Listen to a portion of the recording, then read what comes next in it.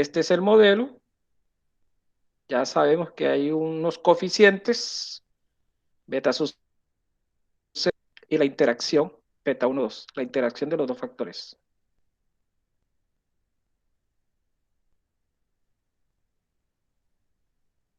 Este es un esquema gráfico de un diseño factorial, pero el más simple de todos es el que estamos desarrollando, el de dos factores. Hay un factor A y hay un factor B, como se presenta en la gráfica, A y B.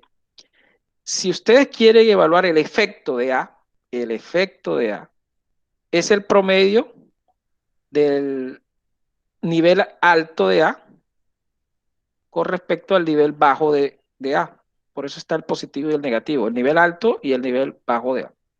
Vamos a mirar dentro del contexto de la gráfica cómo evaluar el nivel alto. Repito, estamos dentro de un esquema de dos factores, lo más sencillo posible para después desarrollar matemáticamente lo que se hace en diseño de experimentos. Veamos cómo se evalúa el efecto promedio o el efecto de A con los promedios, ¿no? El 20 y el 5 son las observaciones del nivel alto de A. Si ustedes ven, observan aquí, este es A. Voy a ampliar. El nivel alto de A es este. Este es el nivel alto. Y están las dos observaciones. El 20 y el 5. Sumado y dividido entre 2. Eso te da el promedio del nivel alto de A. Y el promedio del nivel bajo de A es sumado 10 más 7 dividido entre 2. Obviamente un promedio. Y eso te genera lo que hemos comentado como efecto. El efecto fue positivo, 4. Lo propio se hace con B. Se toma el promedio del nivel alto y se le resta el promedio del nivel bajo. Veamos cómo. Recuerden que este es el factor B. ¿Cuál es el nivel alto de B? Este es el nivel alto de B, que sería 5 y 7, el promedio, menos el promedio del efecto que concierne el nivel bajo. Este es el nivel bajo de B, que es 20 más 10. Entonces aquí, este es el promedio del nivel bajo. ¿Qué generó? Un efecto positivo en A, que es de 4, y un efecto negativo en B, que es menos 9. O sea que cada unidad de respuesta, porque esto implica una respuesta, hay un efecto positivo en A en 4 unidades y hay un efecto negativo en B en menos 9 unidades. Este es concerniente a el factor A y B, que son los efectos principales en un factorial. Pero también podemos encontrar la interacción, ¿no? La interacción de los efectos. Aquí hay una leve interacción entre A y B. Obviamente, si ustedes continúan la línea, observan una interacción, ¿no?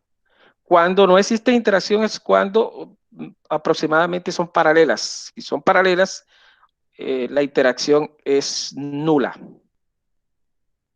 Aquí se presenta una interacción entre A y B. ¿Cómo se evalúa esa interacción? Miren el cruce, por eso se llama efecto cruzado. Entonces, en el caso de la interacción AB, sería 10 más 5, lo que está en rojo, se promedia. Estamos bajo el supuesto de un diseño de dos factores, ¿no? Y el factor tiene una sola réplica en cada una de las celdas. Y se le resta el promedio del factor, la interacción cruzada, que está de color azul, 20 más 7 entre 2. Eso da una interacción de menos 6. Existe la interacción. Cuando no existe, obviamente este valor es 0, que es cuando ustedes observan las líneas en paralelo, cuando se da una interacción nula. Las líneas están en paralelo. Este es otro caso de una interacción. La interacción de los niveles del factor B, ¿no? A con respecto al factor B. Y repito, eso se conoce como efecto cruzado. También en un diseño factorial, concerniente a la gráfica que estamos observando, miren que el diseño factorial comenzamos aquí, ¿no? Concerniente a este esquema que estamos observando, obsérvese cuánto dio el efecto de A y cuánto dio el efecto de B. 4 y menos 9. Este efecto nos permite hallar los coeficientes del modelo. Dividido entre 2, porque como hay dos niveles, el alto y el bajo, entonces el coeficiente de A es 4, que era el efecto positivo, sobre 2. Y el efecto de B, recuérdese que era negativo menos 9 sobre 2, porque hay dos niveles.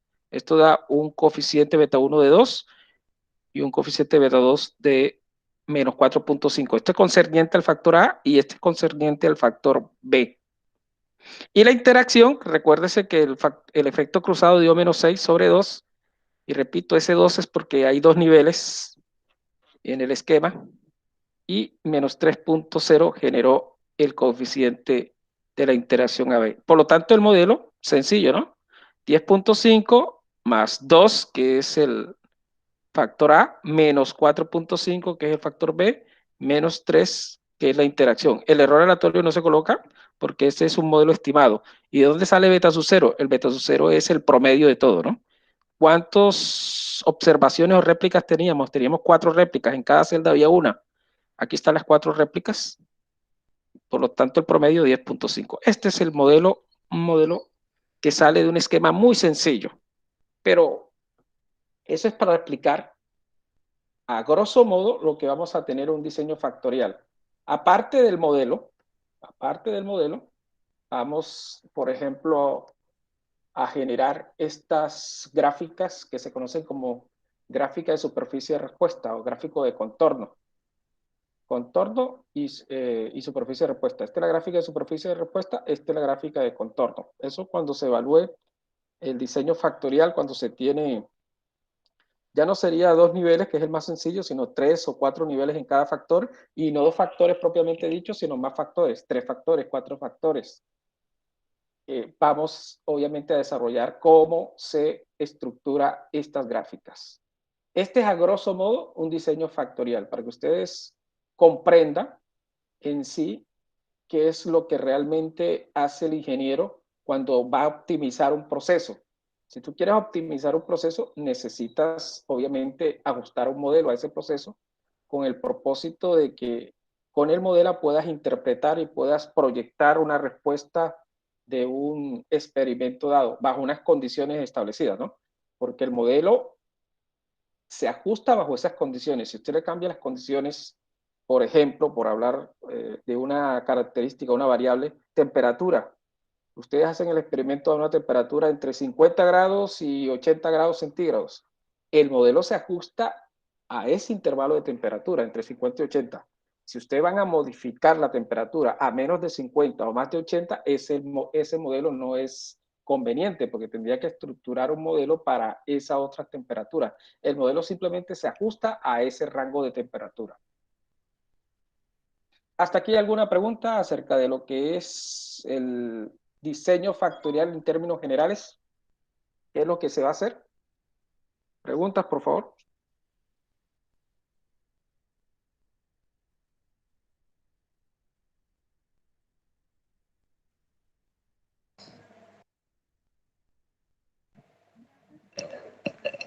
Al momento no, profe. ¿Se escucha entrecortado? ¿Se ha escuchado entrecortado? No, señor, se escucha bien hasta el momento. Perfecto. Bueno, ahora sí vamos a entrar al diseño. Esto es a nivel general lo que vamos a estructurar. Mire que comenzamos con unos efectos. Después de evaluar el efecto, construimos los coeficientes. Después de los coeficientes construimos el modelo. Se presentan unas gráficas. Todo ello, obviamente, el modelo que ustedes observan aquí es el modelo que estructura esta gráfica de superficie de respuesta, ¿no? Entonces, a eso, o ese es el, el propósito del diseño factorial. Entonces, comenzamos al primer diseño. Diseño factorial de dos factores. Ya habíamos establecido el modelo, ¿verdad? el modelo anterior para dos factores, pero aquí le estoy generalizando el modelo. Esta es la variable respuesta. Este es el promedio global, que sería el beta sub cero que ustedes lo desarrollaron en, el, en la introducción, más tau sub i es el efecto del primer factor, que podríamos decir que es el factor A. Beta sub j es el efecto del segundo factor, el factor B. Aquí en tau sub i y en beta sub j, ahí debe estar involucrado el beta 1 x1 y el beta 2 x2. Más la interacción del factor A y B. Aquí está involucrado el beta 1, 2 con x1 y x2, más el residual. Recuerden que ese residual, uno asume una distribución normal estándar, se considera que los residuales son independientes, con promedio cero y varianza sigma al cuadrado, que es la varianza del error. Este es el modelo estadístico de un diseño factorial que involucra, obviamente, dos, en este caso, el más sencillo, dos factores.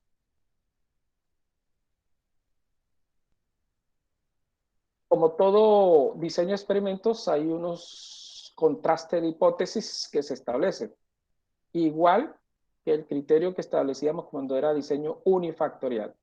Por ejemplo, indicar que los niveles del factor A son similares o no. Obviamente, si el modelo es significativo, tendríamos que rechazar esta hipótesis, ¿no? Porque si no rechazamos esta hipótesis, estamos diciendo que ese factor A no incide en el modelo. Lo propio se hace con el factor B. Los niveles del factor B se consideran similares o se consideran diferentes. Debemos rechazar esta hipótesis para definir que el factor B incide en el modelo. Y lo mismo se hace con la interacción, ¿no? Establecemos un contraste de hipótesis con la interacción donde decimos si la interacción es nula, si la interacción es nula, no entra en el modelo, o rechazamos esta hipótesis donde indicamos que la interacción es significativa, entra en el modelo. En conclusión, estos contrastes de hipótesis me van a indicar si se involucra o no el coeficiente de cada una de las variables involucradas. Si no rechazo esta hipótesis, involucro el coeficiente del factor A. Si no rechazo esta hipótesis, involucro dentro del modelo el coeficiente del factor B, y si no rechazo esta hipótesis, involucro en el modelo el coeficiente de la interacción. Es claro que si yo no rechazo, que significa que esta hipótesis nula se considera cierta, si no rechazo esta hipótesis, entonces ya debo eliminar del modelo, por ejemplo, la interacción sí, no la rechazo. Ese es a grosso modo las contrastes de hipótesis en un diseño factorial. Ahora, como todo diseño de experimentos, hay unas variabilidades, la variabilidad total. Miren que estamos involucrando, como estamos hablando del diseño de dos factores, estamos involucrando el factor A y el B. Obviamente las réplicas que se tienen en ese factor. Esta es la variabilidad total. La variabilidad total del experimento. Y se puede descomponer esta variabilidad total en esto. Esta es la descomposición con el propósito de llegar a una simplificación de esta descomposición de la variabilidad total. Cuando uno descompone esta variable, esta es la variabilidad total, uno obviamente aplicando criterio binomio, uno desarrolla el binomio y al momento de desarrollar el binomio les queda este esquema. Miren que dice observación menos el promedio general, ¿no? Y aquí aparece el promedio de uno de los factores o de los niveles del factor A menos el promedio general al cuadrado. Aquí sería el promedio de uno de los factores del factor B con respecto al promedio general al cuadrado. Estas son varianzas que se están, suma de cuadrados que al final, recuerden ustedes que al dividirse entre los grados de libertad generan varianzas. Esto es en cuanto al factor A, la variabilidad de la interacción, y el error. Esta es la variabilidad del error. Entonces, ya es claro que se va a tener, o sea, el factor A, el factor B, la interacción de AB y aparece el error. Obviamente, cumpliendo con el simbolismo de la descomposición de la suma de cuadrados, que es la suma de cuadrados totales es igual a la suma de cuadrados de A, más la suma de cuadrados de B, más la suma de cuadrados de AB, más la suma de cuadrados del error. Esto es matemáticamente, pero al final tú vas a simplificar esas notaciones matemáticas en unas fórmulas más sencillas. Por ejemplo, esta es la suma de cuadrados totales. ¿Qué dice la fórmula? Manualmente, ¿qué dice? Tome cada observación del experimento, elévelo al cuadrado y réstele el total general al cuadrado sobre el número total de observaciones. A por B por N es el número total de observaciones. N, esto se puede reemplazar por N mayúscula, que es el número total de observaciones, que todos tienen el mismo número de réplicas en cada una de las celdas. Este es el efecto, los efectos principales que son los factores A y B.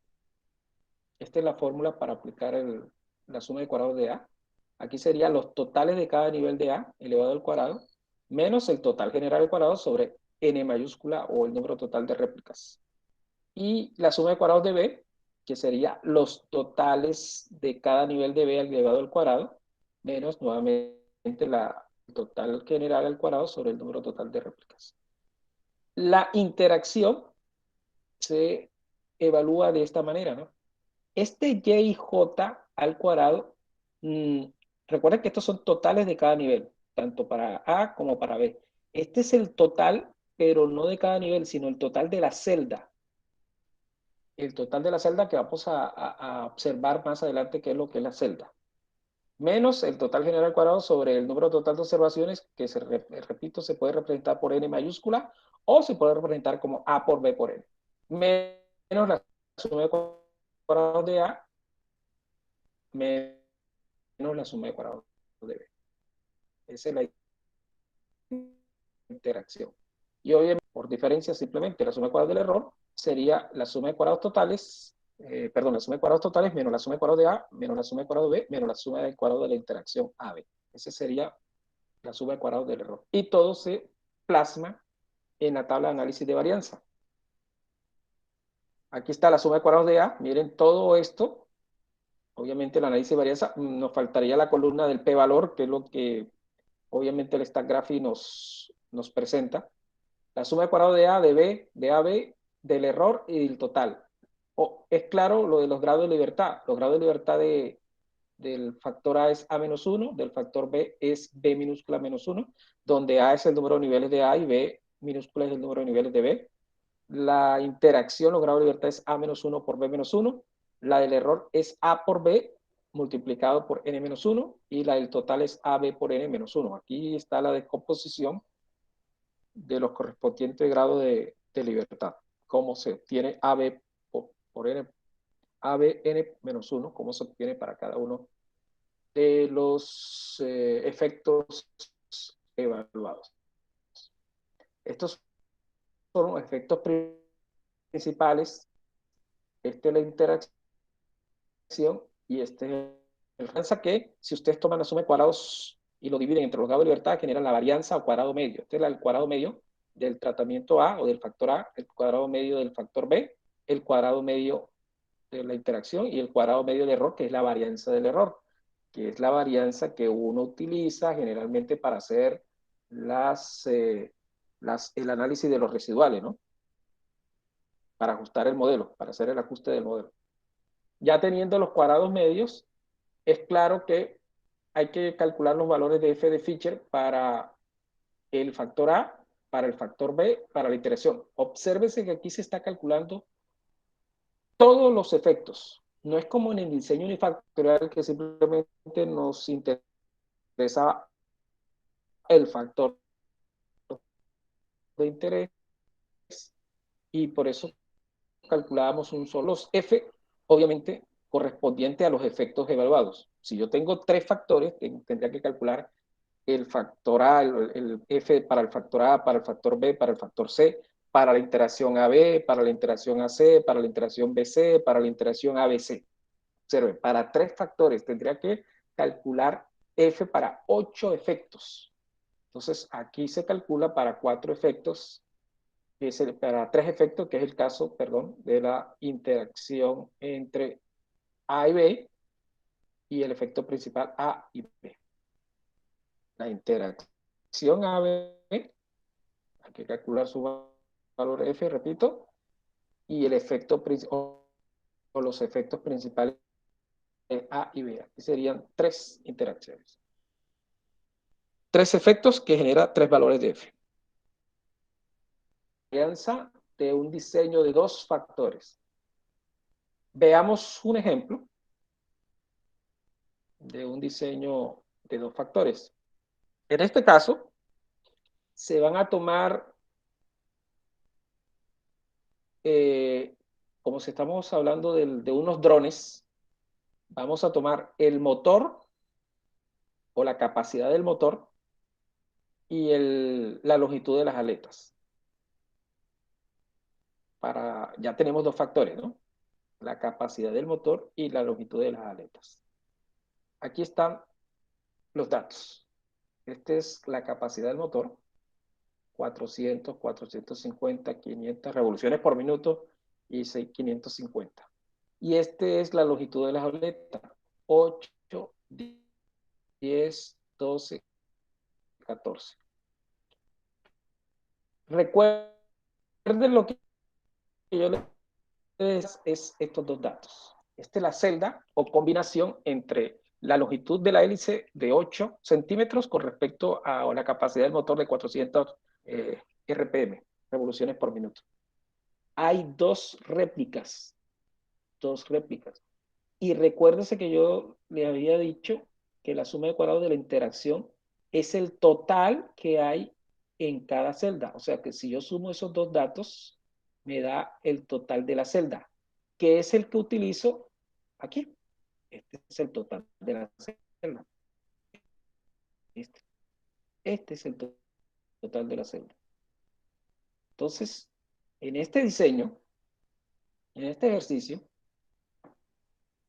yo tendría que poseer 16 totales, ¿no? En las celdas, 16 totales en las celdas.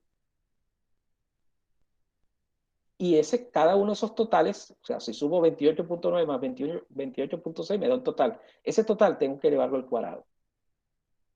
Más el siguiente total elevado al cuadrado, más el siguiente total elevado al cuadrado, y eso va a generar esta suma de cuadrados de la interacción AB. Cada total de celda al cuadrado, menos el total general al cuadrado sobre el número total de réplicas. Obviamente, el total general es la suma de todas las observaciones, ¿no? Todas las observaciones. Para el caso, por ejemplo, de hallar el factor, vamos a asumir que el factor A es la longitud de las hélices. Entonces, para hallar el total de cada nivel de la longitud de la hélice, yo debería sumar todos los valores de una hélice de 8 centímetros, todos estos valores, que serían 8 valores, y me da el total de ese nivel. Si asumimos que este es el factor A, ¿no? Entonces aquí, en A, ese primer total lo elevo al cuadrado, más el siguiente total. ¿Cuántos totales? 4 totales porque hay 4 niveles. Lo propio se hace con B. Los totales de B sería así, las sumas en columnas. Si llamamos B a la capacidad 400, en la capacidad de 400 revoluciones por minuto, yo tendría que sumar estas 8 observaciones y me da el total del factor, o sea, habrá 4 totales del factor B, que es el que ubico aquí, ¿no? El factor B, cada total al cuadrado, menos el total general al cuadrado sobre el número total de observaciones. Aquí dividido entre A por N, ¿no? A tiene 4 niveles y N, que significa las réplicas son las 2 observaciones, N vale 2. Cada celda tiene 2 réplicas. Ese es el sentido. Entonces, este diseño es evaluar tanto la longitud como la capa incide en el experimento. Veamos lo que yo teóricamente les dije, aquí lo estoy indicando manualmente. Para hallar el total, la suma de cuadrados totales, ¿no? Cada observación al cuadrado, menos el total general, que es 800.9 al cuadrado, sobre el número total de observaciones, que es 32. Eso da el total general. Ahora, la longitud, la suma de cuadrados de la longitud, este es el factor A, la longitud de las aletas. De 201 al cuadrado, ese 201, ¿cómo se obtuvo? Se sumó así, 201, la fila. Estamos hablando de la longitud de la aleta de 8 centímetros. Lo propio se hace para 10 centímetros, se suma la fila de 10, se suma la fila de 12, la fila de 14, y esos son los resultados, la longitud. Esta sería la fila de 14, 185.9 al cuadrado. Nuevamente por el total general al cuadrado sobre el número total de observaciones. Esta es la suma de cuadrados de A. Lo propio se hace con la suma de cuadrados del factor B, que es la capacidad del motor. Es claro entonces que para 400 sumo las 8 observaciones, me da el total del primer nivel del factor B, que es 244.3 al cuadrado, y lo propio se hace con el último, ¿no? Para cada uno de los factores, para cada uno de los niveles de ese factor B. Para 550 sumo las 8 observaciones y el resultado es 190.8 al cuadrado. Menos, ya sabemos que es el total y la de B. La interacción, aquí están las 16 totales por celda, o sea, 57.5 es el total que obtuvieron aquí, la sumar esta celda, 28.9 más 28.6. Hasta el último, 20.3 más 20.7, que generaría este total, 41.02 al cuadrado, menos la interacción, el número total de observaciones sobre 32, menos la suma de cuadrado de A, menos la suma de cuadrado de B. Aquí se hizo por dos pasos, ¿no? Este resultado se resta A y se le resta B. Pero es lo que habíamos desarrollado en la fórmula. Ya está. Hicimos primero esto. Algunos autores le llaman subtotal para hallar la suma de cuadrados de la interacción. Ya teniendo toda esta suma de cuadrados, obviamente se presenta en la tabla de análisis de varianza. Y es claro que antes de presentar la tabla de análisis de varianza hay que hallar la suma de cuadrados del error. Y la suma de cuadrados del error es tomar la total y restarle toda la suma de cuadrados anteriores, ¿no? La de A, la de B, la de AB, para obtener la suma de cuadrados del error. O sea, este 613.9387 es la suma de A, B y la interacción. Obviamente esta es la total. La total menos la de A, menos la de B, menos la de la interacción AB. Viene la suma cuadrada del error y obviamente presentamos esto en la tabla de análisis de varianza.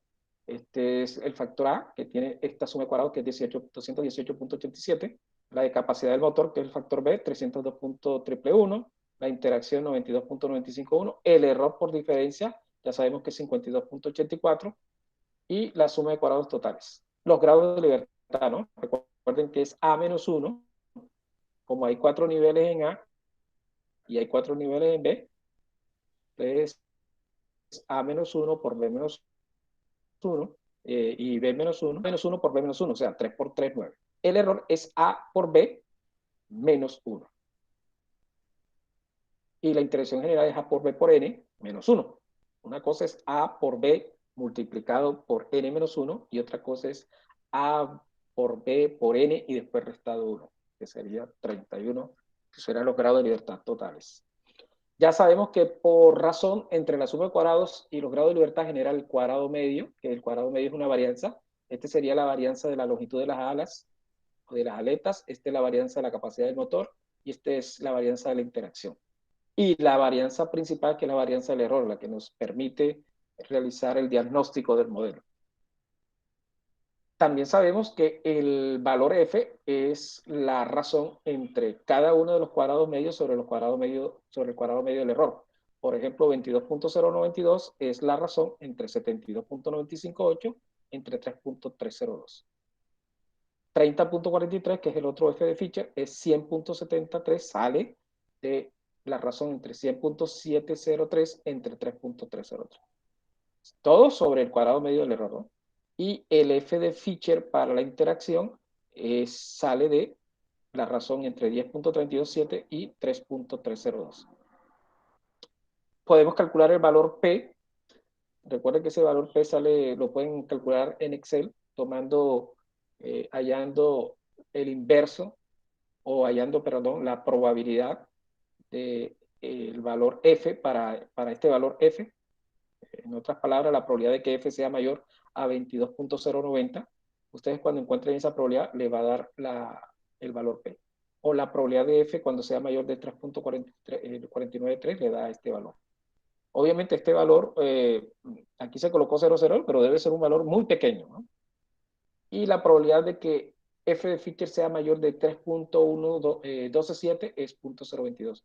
Todos estos valores P están por debajo del 0.05, por lo tanto se rechaza la hipótesis nula. Recuerda que yo les dije en la hipótesis nula, en la parte teórica, que si yo rechazo las hipótesis nulas, estoy indicando que los coeficientes de estos factores inciden en la variable respuesta, o sea, que entran dentro del modelo. O sea, que el modelo debe estar estructurado con estos coeficientes, tanto para beta 1 como beta 2, como el beta de la interacción. Debe estar incluido en el modelo. Por otra parte, una vez construido la tabla de análisis de varianza, ustedes pueden realizar un diagrama de la interacción. Aquí este diagrama de interacción que lo presenta esta gráfica te permite, por ejemplo, para cada aleta, cómo se comporta con respecto a la capacidad del motor. Miren el caso de la aleta de 8 y la capacidad de motor de 400. La aleta de 10 y la capacidad del motor de 400, que es el color azul. O sea, que ustedes observan que el motor como tal, el de 400 eh, revoluciones por minuto, tiene un comportamiento totalmente distinto al comportamiento que tiene los demás motores, ¿sí? Independientemente de la aleta que se tenga. Y si estamos hablando del tiempo de vuelo, estamos diciendo que basado en esta capacidad del motor, el tiempo de vuelo es mayor.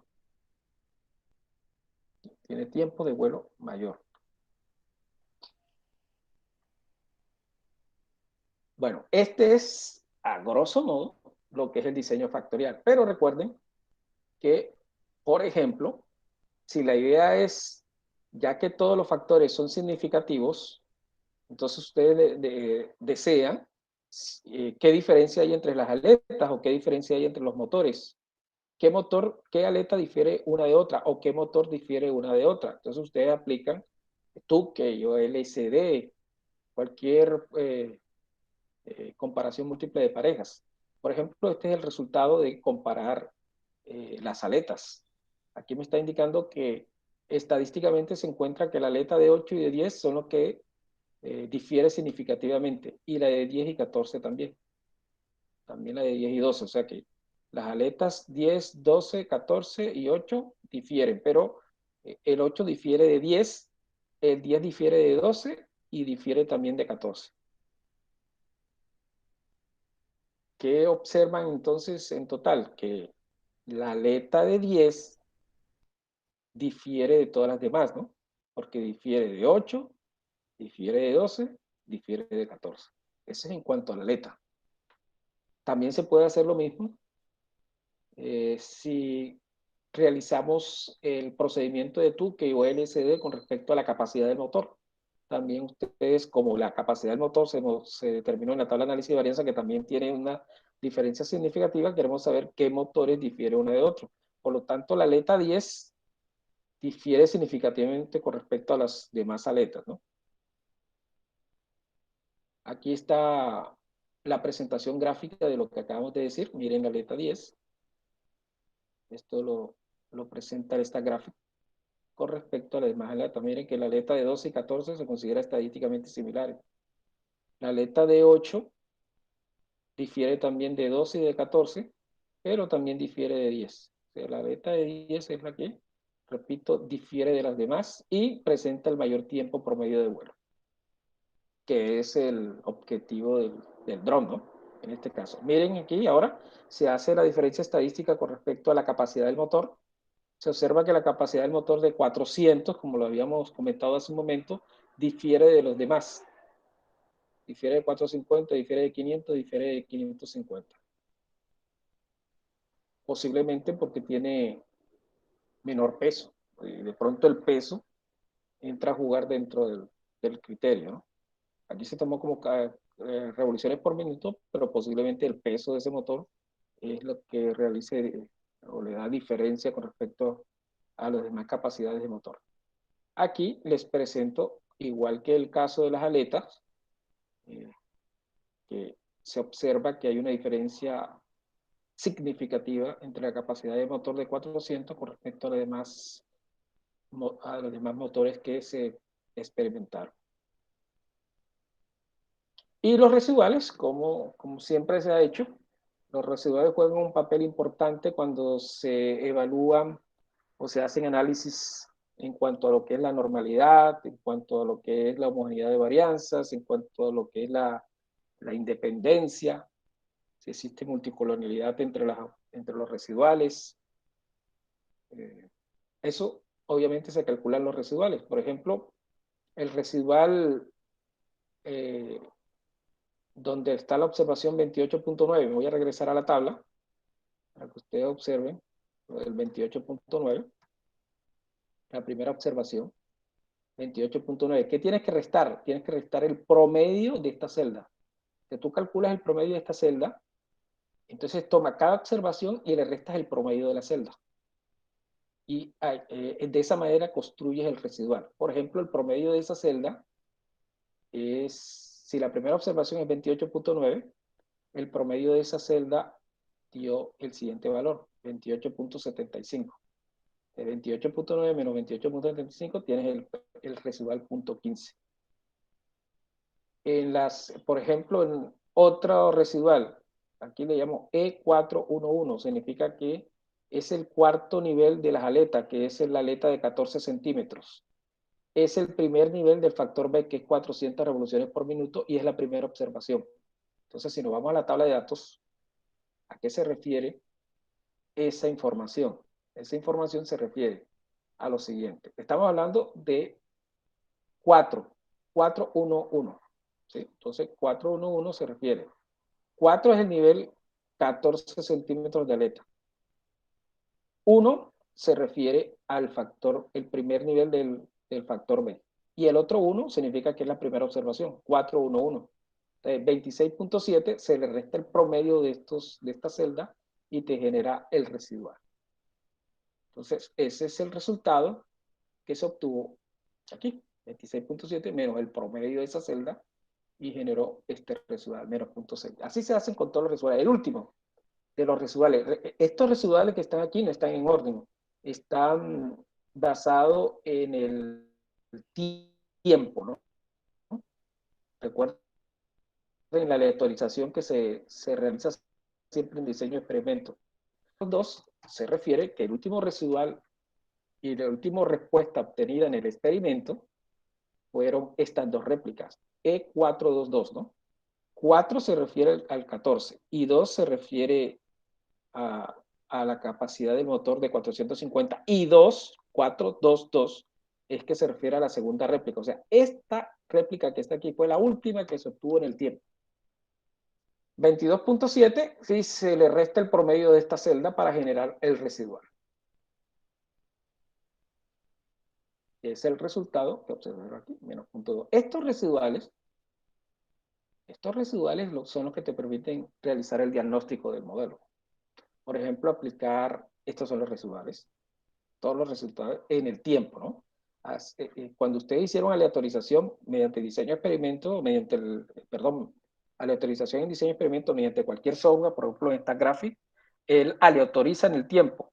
Por ejemplo, el primer experimento que se hizo fue una Tron de 8 centímetros de longitud en su aleta con 400 de capacidad de motor y se obtuvo 28.2, 28.9. Este fue la primera observación que se obtuvo en el experimento. La segunda, 14 de motor, 14 de longitud, perdón, de la aleta, 400 de motor y 26.7, y así sucesivamente.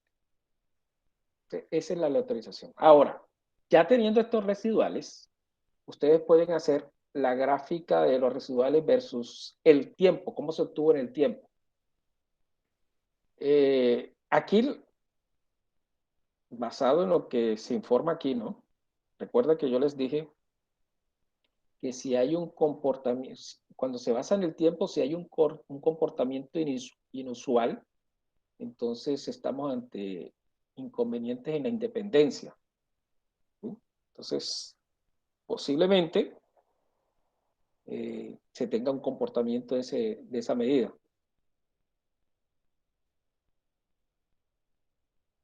Por ejemplo, en este caso, eh,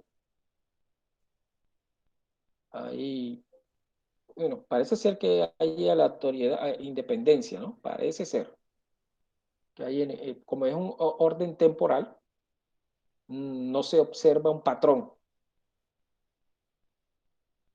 no se observa un patrón claro. Si existe un patrón, por ejemplo, una curva, ustedes dicen, bueno, hay problemas de independencia, pero si no, obviamente como aquí parece ser que no hay un patrón conocido, es decir, no hay un patrón que uno determine, entonces se asume independencia entre los residuales. Esto es importante saberlo porque algunas veces por problemas de la habilidad del experimentador, o sea, el que hace el experimento, el ingeniero que está desarrollando el experimento, puede ocasionar, y eso pasa con frecuencia, puede ocasionar errores. Y esos errores generan obviamente cambios en la varianza a medida que transcurre el tiempo. Y uno visualiza, si se presenta ese tipo de inconvenientes, es cuando se presenta mayor dispersión en uno de los extremos, ¿sí? Por ejemplo, uno mira el extremo izquierdo con respecto al extremo derecho. Si usted observa una gran variabilidad en uno de los extremos, cualquiera, sea el izquierdo o sea el derecho, entonces estamos hablando de que desafortunadamente la habilidad del experimentador generó errores en el experimento. Aquí parece ser que no hay ningún inconveniente. Ese es en cuanto a los residuales con respecto al tiempo, ¿no? Ahora, ustedes pueden verificar la variabilidad de cada uno de los niveles de los factores involucrados. Recuerden que hay dos factores, el de A, que es las aletas, y el de B, que es la capacidad del motor. Entonces, por ejemplo, si ustedes recurren a esta gráfica, que nuevamente toma los residuales, pero con respecto a los niveles de las aletas, obsérvese que la aleta número 10, a pesar que es la distinta a todas, ¿cierto? Pero se presenta la mayor variabilidad. Miren qué tan disperso está la información. Caso contrario es la aleta cuyo tamaño es 14. Miren la variabilidad, una variabilidad muy pequeña. Así como se hizo con las aletas, se puede hacer con la capacidad del motor. Veamos qué pasa en la capacidad del motor. Miren la capacidad del motor de 400 y compárenlo con la capacidad del motor de 550. La de 400 presentó menor variabilidad. Recuerde que para un ingeniero menor variabilidad significa mayor estabilidad, ¿no? Mayor estabilidad en los drones con una capacidad de motor de 400 revoluciones por minuto. Este es la gráfica de los residuales contra los predichos. Aquí es importante, esta es una de las gráficas más importantes porque aquí se está evaluando, eh, recuerden, el contraste de hipótesis de igualdad de varianzas. Entonces, observe que si a medida que o aparezca un cono, una especie de embudo o cono, se trata de que hay problemas de homogeneidad de varianza. Observen aquí, miren aquí, miren la secuencia aquí y la secuencia acá. Si observan que hay como una especie de cono, o sea que aquí hay problemas de homogeneidad de varianzas. O sea que la varianza del error en cada uno de los niveles difiere lamentablemente una de otra. Entonces aquí hay problemas de homogeneidad de varianzas. ¿Qué se hace cuando hay problemas de homogeneidad de varianza? Se hacen transformaciones. Hay transformaciones que te permiten minimizar este inconveniente. Obviamente, puedes hacer la transformación para minimizar ese inconveniente o puedes que sería obviamente lo no deseado realizar otra vez el experimento, porque hay problemas en este experimento. Bueno, este es a grosso modo lo que es el diseño factorial. Veamos en esta gráfica. Si hay alguna pregunta, por favor, preguntas. ¿Se entendió? ¿Hubo interrupción en el audio?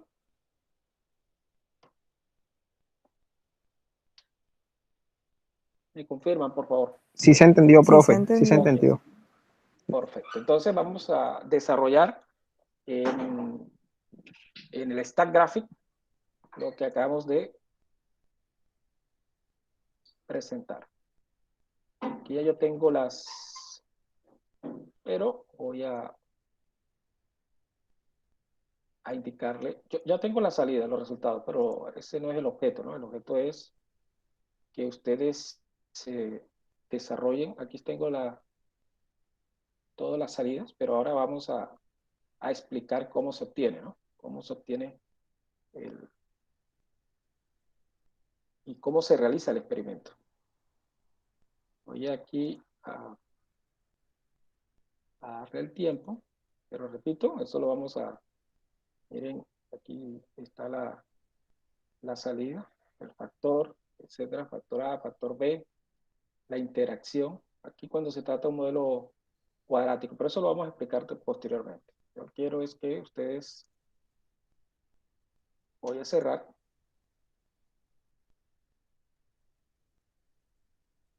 Tratar de no guardar.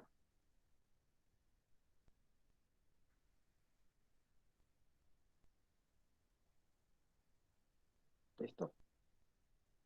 Entonces, ustedes cuando vayan a construir el diseño de experimento, vamos a crear el diseño nuevo. Entonces, pueden hacerlo diseño privado, pero vamos a trabajar obviamente, con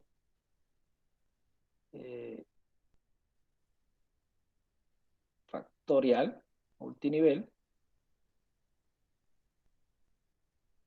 Vamos a decir que aquí hay dos factores, ¿cierto? Dos factores, una sola variable de respuesta, que es el tiempo de vuelo. El factor A, la longitud, las aletas.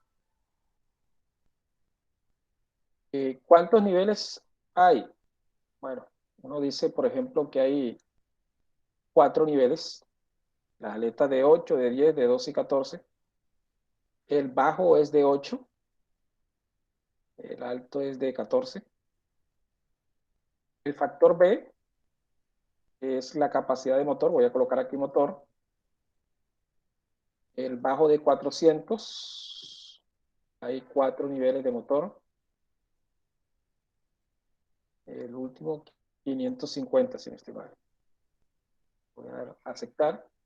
La variable de respuesta es el tiempo. Voy a dar a aceptar. Y el número de corridas. Obviamente, por defecto, yo les había dicho que el Stack Graphic toma una sola observación por celda. Sabemos que hay 2 observaciones por celda, o sea que tenemos que agregar una más. Ahí generó los 32 datos. Una más, ¿no?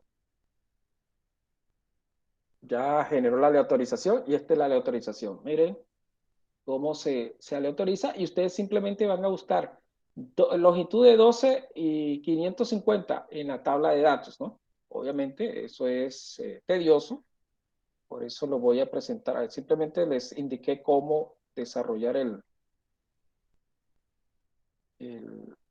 diseño experimento factorial con el stack graphic, pero ahora me voy a suscribir a lo que se realizó. O sea que tendríamos que hacer esto, ¿no?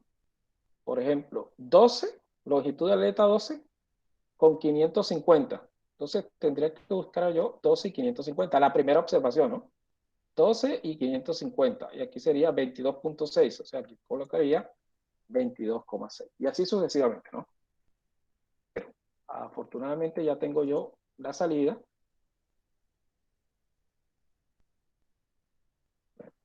Creo yo que tenía la salida. Vamos a mirar. Vamos a buscarla.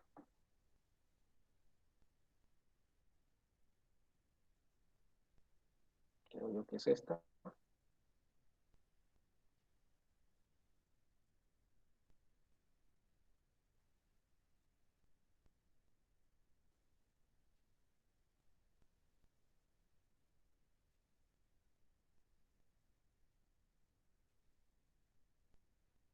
Este es para 3 factores.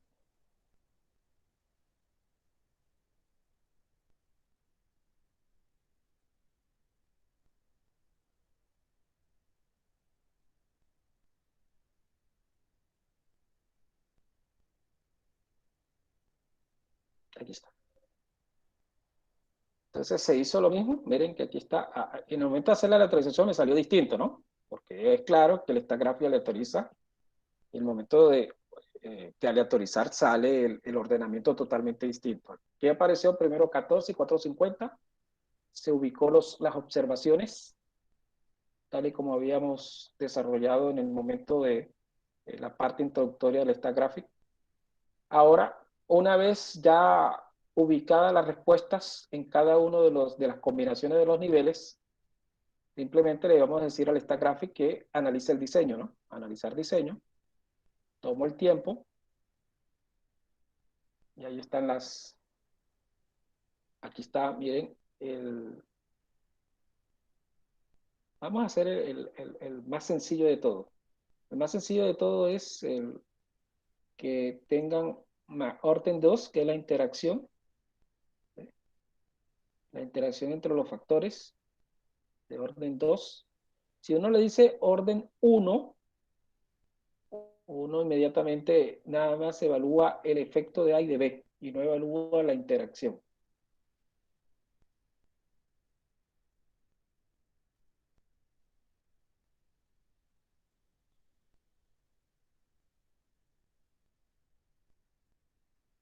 Bueno, parece ser que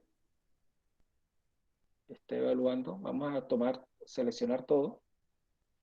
Vean que él calcula los coeficientes de la matriz de correlación, las predicciones y hace la optimización. Pero eso lo vamos a ver más adelante, ¿no? Más adelante cuando evaluemos optimización, que es ajuste de superficie de respuesta. Entonces, aquí vamos a mirar, voy a colocar todas las gráficas, pero eso vamos a explicarlo detenidamente en las siguientes secciones, ¿no? Aquí está el factor A, el factor B. Aquí aparece, obviamente esa es una de las ventajas del stack graph, ¿no? Aparece AA porque está construyendo un modelo cuadrático y aparece la interacción y aparece BB. O sea, ese es como cuando ustedes colocan, yo les había dicho que X1 representa A, es como cuando ustedes en el modelo estructuran X1 al cuadrado y que X2 representa B, X2 al cuadrado. Entonces, ese es el modelo que está construyendo. Entonces, aquí están los efectos de cada uno, el efecto de A, el efecto de B, el efecto de la interacción AB, el efecto de la parte cuadrática de A y la parte cuadrática de B. Aquí está el modelo, observen el modelo, él estructura inmediatamente el modelo, este es el modelo.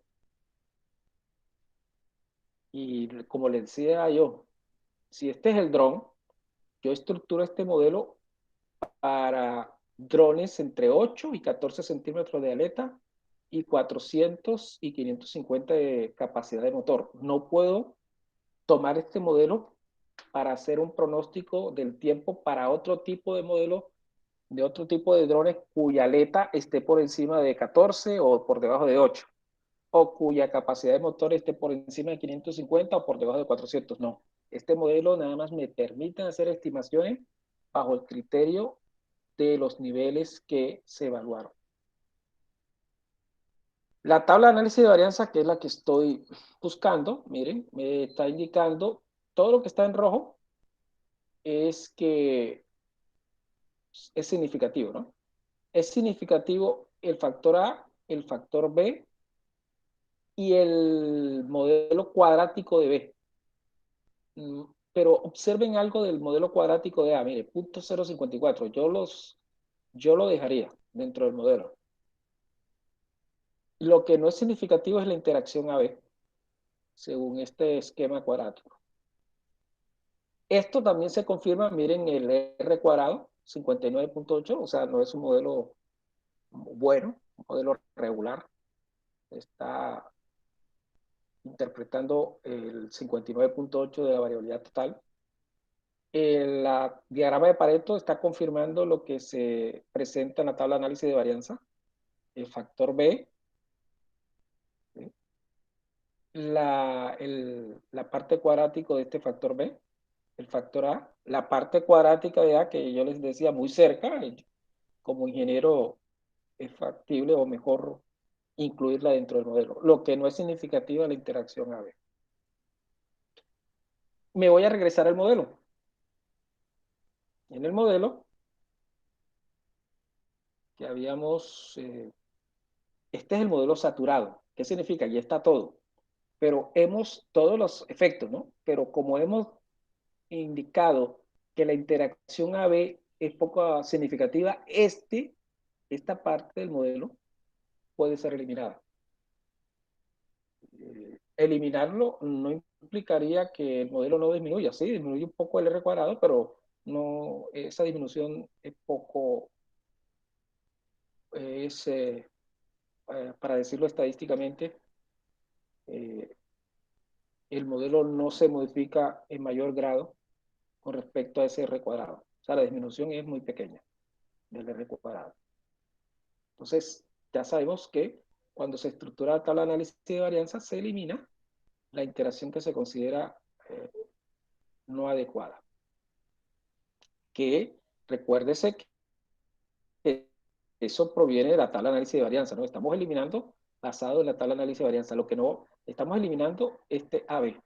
Lo que no vamos a eliminar, obviamente, es AA, a pesar de que aquí aparece que no es significativa, pero por el valor que es 0.054 está muy cerca de 0.05. Bueno, ¿por qué en esta gráfica presenta que hay un modelo cuadrático? Miren los efectos.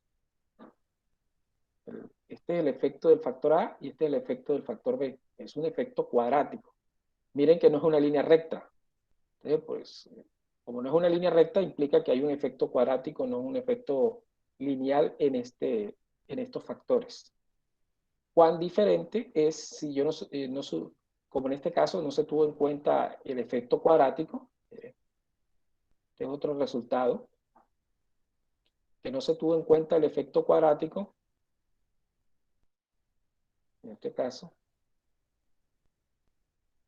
para el ejemplo que les había comentado al principio. Miren, aquí no existe efecto cuadrático. Miren que no hay curvas en el. Entonces, uno establece el efecto cuadrático. Afortunadamente, repito, como se trata de un software que es Instagraphic, inmediatamente le ajusta al mejor modelo. Este es el ajuste de superficie de respuesta. Este es el modelo. Si ustedes empiezan a graficar tiempo versus los niveles de A versus niveles de B, cuando yo hablo niveles de A, recuerden que A son las aletas, por ejemplo, pero alguien puede decir, no, yo quiero probar con una aleta de 8.5 y con una capacidad de motor de 420. Entonces tú vas al modelo, como ya tienes el modelo, puedes hacer un pronóstico. En este caso el pronóstico no es muy bueno porque es un R cuadrado bastante regular, pero vamos a asumir que sea un R cuadrado muy grande. Entonces uno puede hacer un pronóstico del tiempo de vuelo de ese dron. Esta superficie de respuesta, esta gráfica de superficie de respuesta, miren que da una curva. Ustedes lo pueden mirar o visualizar mejor si hacen la rotación de la curva, ¿no? Que hay una rotación, esta gráfica nos permite hacer esto, de cómo es el comportamiento de la curva, que tiene un comportamiento como silla de montar, ¿no? Que es un comportamiento, o sea, que debe haber un óptimo en o varios óptimos en esta silla de montar.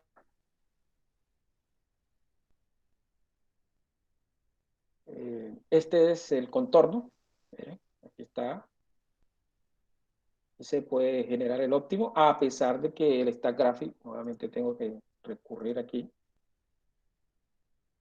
aparece algo que se llama optimización de la respuesta, ¿no? ¿Cuándo ocurre la respuesta óptima? Para un factor A de 10.03, o sea, una aleta de 10.03 centímetros con una capacidad de motor de 400. Entonces, ahí ocurre el óptimo, el tiempo más alto de vuelo. si está maximizando, ¿no? Porque eso depende del experimento. Aquí estamos maximizando porque es el tiempo de vuelo. Necesitamos que los drones vuelen más. Ustedes pueden, si se trata de otro experimento, ustedes pueden hasta minimizar si se trata, ¿no? Mire, aquí, por defecto, si yo le doy clic derecho a opción de ventana, aquí dice maximizar. Pero imagínense que aquí se trata de un experimento que implique minimizar, por ejemplo, una actividad, realizar un procedimiento y necesito que ese procedimiento en salud, por ejemplo, un procedimiento en salud, yo necesito que ese procedimiento sea lo más rápido posible. Yo necesito es tiempos mínimos. Entonces uno le dice al Instagraphic minimizar y él obviamente realiza el óptimo para minimizar la respuesta.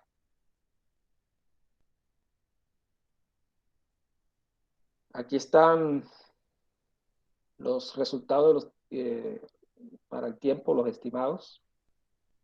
Recuerden que como se estructura un modelo, uno toma los valores observados y los valores ajustados y mirar cuán diferentes son, ¿no? Para determinar si el modelo es adecuado o no. Aquí está la matriz de correlaciones, que muestra la correlación entre el factor A y el factor B. El factor A es 2, el factor B es 3. Entonces uno simplemente hace la relación entre 2 y 3 y no observa algo que es en cuanto al coeficiente, el intersecto, ¿no? Intersecto si se muestra algo, pero los demás son valores de cero. Y aquí está el intersecto con respecto a la parte cuadrática del factor de la longitud. Y con respecto a la parte cuadrática, la capacidad de motor. Esos son los únicos valores que se presentan en esta matriz de correlación. Los demás son cero, implica independencia, ¿no?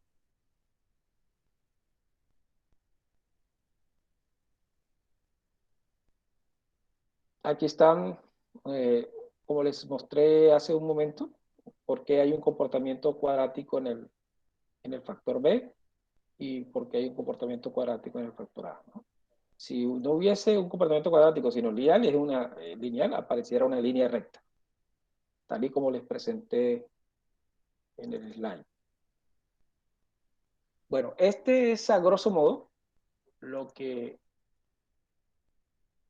es el diseño factorial, en este caso el de dos factores. Observen que ya el proceso es mucho más complejo, desde evaluación de la tabla de análisis de varianza hasta el diagrama de Pareto, que recuerden que esa es la relación entre uno y otro, desde el evaluación de los efectos. Cuando ustedes vean una curva, obviamente se trata de un efecto cuadrático de ese factor. Aquí A y B son efectos cuadráticos. Esta es la prueba de normalidad. Miren que los puntos, casi todos los puntos están sobre la línea recta, o sea que no hay problema de normalidad en este caso. La gráfica de contorno, hay que hacer una revisión. Obviamente aquí aparece el óptimo. Ya sabemos el óptimo cuánto fue el resultado y debe estar acorde con lo que presenta la gráfica de contorno. Algunas veces aparece el contorno, el óptimo con una crucecita. No sé si aquí está, creo yo. Aquí está, vean. Aquí le estoy señalando. Este es el óptimo. Este es el óptimo.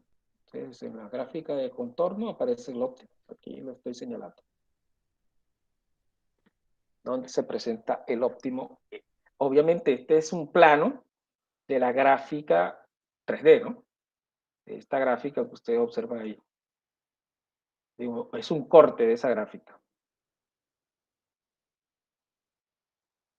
Entonces, aquí debe estar el.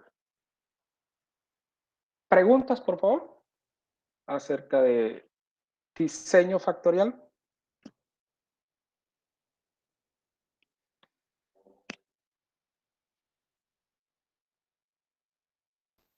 No, Profe, señor. una pregunta. ¿Sí? Coménteme. Igual que cuando estamos haciendo una regresión, consideramos un R cuadrado óptimo de 0,81 en adelante. Sí, exactamente. Muchos doctores Ok, dicen que de punto 8 en adelante se considera un buen modelo. Ya por debajo de punto 8 son modelos regulares, hasta llegar a un modelo pésimo. ¿Sí? ok, profe. ¿A otra pregunta? ¿Alguna otra pregunta?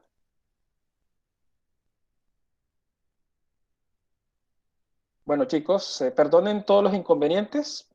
Esperemos que la próxima clase, el martes, no se presente inconveniente. Ya el martes hacemos ya ejercicios de Montgomery, exactamente los ejercicios para hacer optimización, hacer interpretación del ejercicio con lo que acabamos de evaluar. Y una vez ese martes establezcamos ejercicios, ya tenemos otro trabajo, un trabajo práctico que tomé de un artículo científico que realicé sobre adherencia de una pintura. Entonces vamos a tomar ese trabajo práctico para que ustedes hagan la optimización de esa pintura. ¿Alguna otra pregunta, por favor?